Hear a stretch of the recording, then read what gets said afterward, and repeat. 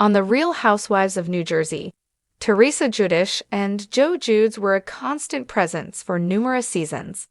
The duo produced moments that were fit for television, despite the fact that their marriage may not have been the greatest overall. Trey is now considering the possibility of granting Joe a second opportunity. However, the following are the reasons why this is unlikely to occur. In 2009, Joe and Trey filed for bankruptcy, claiming that they owed creditors over $1 million. As reported by the New York Post, the couple owed $14,000 in credit card debt and $8,600 in home maintenance, as indicated by legal documents submitted to the federal court in Newark. The announcement astounded admirers who had previously observed the couple partaking in a lavish lifestyle. Fast forward to 2013, when Teresa and Joe were indicted for a conspiracy to unlawfully obtain mortgages and defraud lenders.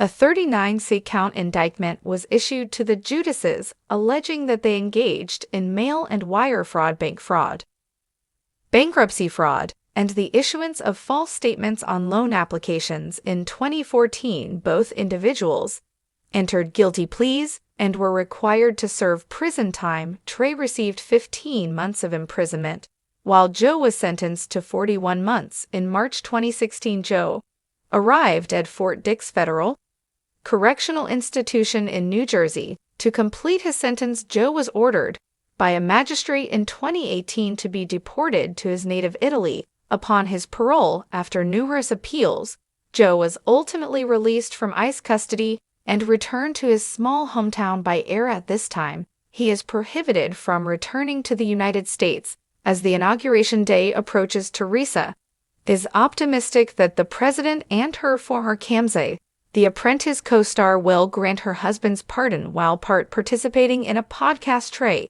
expressed his desire to request a pardon to the presenter. "I have conversed with visionaries who have reported seeing Joe return to this country, and I also harbor this optimism." Trey, not the psychics.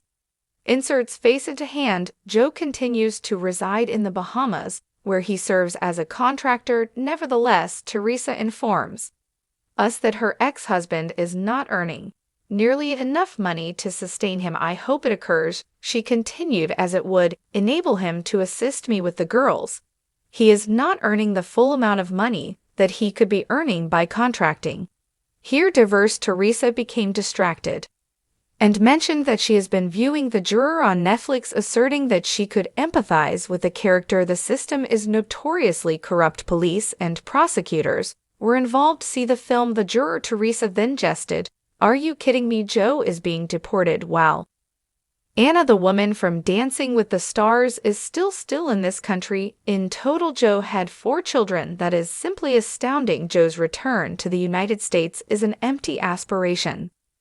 Donald Trump has more pressing matters to address, and reintroducing Juicy Joe is not one of them. While still a juvenile, Joe immigrated to the United States from Italy and was in possession of a green card. Joe did not, however, undergo the procedure of becoming a naturalized citizen of the United States.